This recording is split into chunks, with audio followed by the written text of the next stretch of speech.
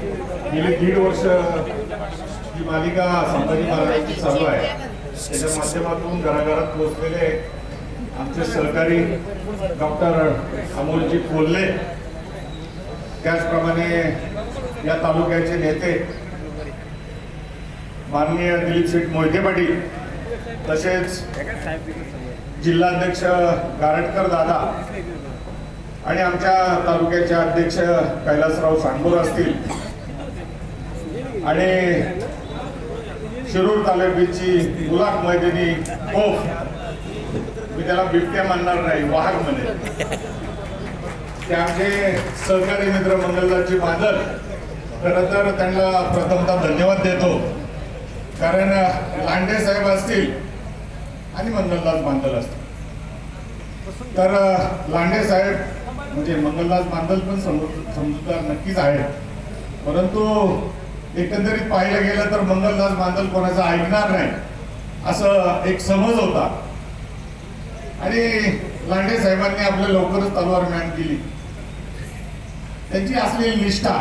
परंतु बांदल साहेब जास्त म्हणजे धार लावणारा माणूस, परंतु त्याही मित्रांनी आमच्या ऐकलं आणि पक्षासाठी थोडासा कमीपणा घेऊन आज प्रचारामध्ये ते आपल्या सर्वांच्या पुढे आहेत असं दिसतं, म्हणून अगदी मनापासून खेड तालुक्याच्या वतीनं बांदल साहेबांना धन्यवाद देतो। खरं तर लोकसभेची निवडणूक आहे, मी एक विषय पहिला इथं क्लिअर करतो।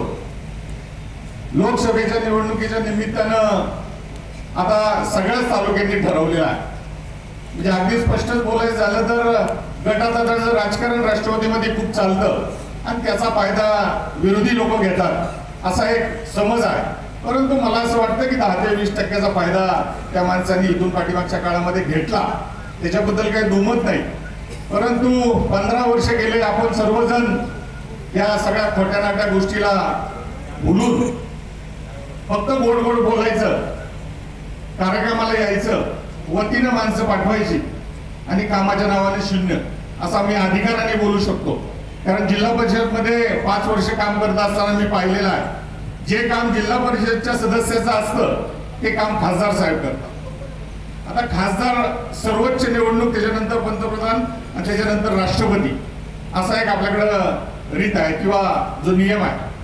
एवढा मोठा माणूस ज्यावेळेस आपण निवडून देतो तर त्यांनी काय करायला पाहिजे, धोरणात्मक निर्णय घेऊन पॉलिसी डिसिजन घ्यायला पाहिजे असं माझं मत आहे। तुला काय आम्ही 2 लाखाचं शेड, 2 लाखाचे कॉन्क्रीट, 5 लाखाचा रस्ता किंवा स्मशानभूमी ह्याच्यासाठी आम्ही तुम्हाला निवडून दिला आहे, हा खरा प्रश्न आहे। मग जर तुम्ही जर ते काम करणार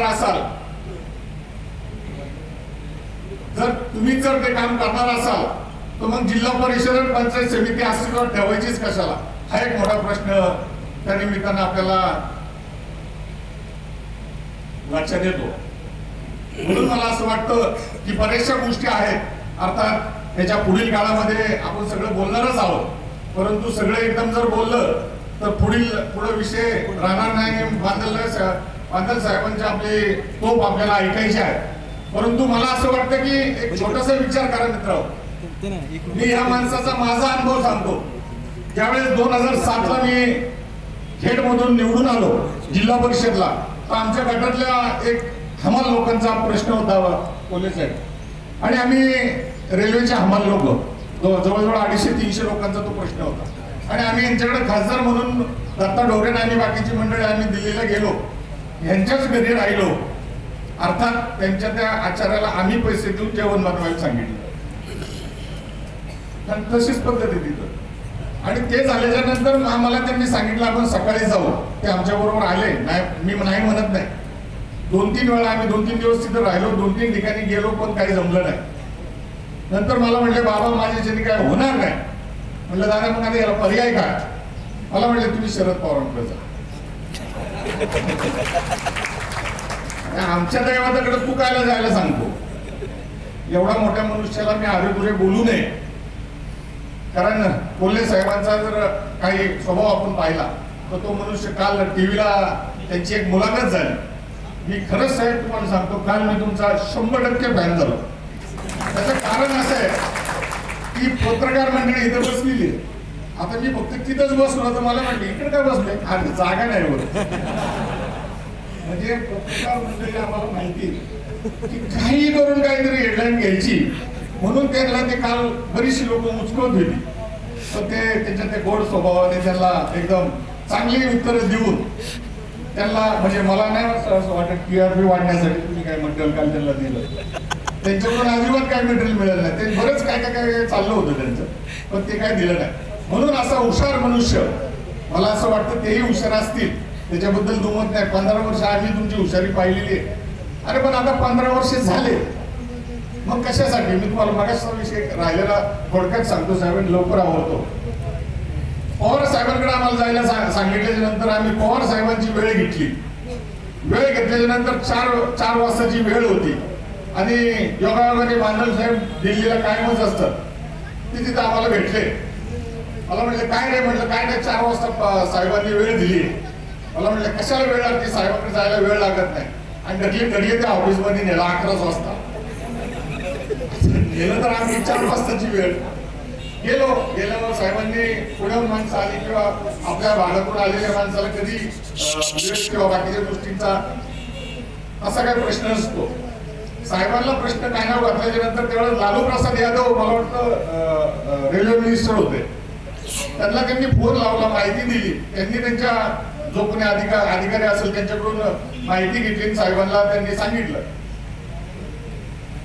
हे सांगितल्याच्या नंतर साहेबांनी आम्हाला सांगितलं त्यावेळेस इलेक्शन होती, 2009ला काहीतरी इलेक्शन होती. 2008, 2009 असे 2 वर्ष आम्ही प्रयत्न करतो. साहेबांनी सांगितलं इलेक्शन झाल्याच्या नंतर तुम्ही या, आल्याच्या नंतर तुम्हाला आम्ही हे करून देतो, आतापर्यंत जाऊ नका, काही होणार नाही. त्याच्यानंतर 2009ला मग दत्ता डोरेंनी माझ्यापेक्षा जास्त प्रयत्न करून साहेबांकडे जाऊन सगळं ते करून आणलं.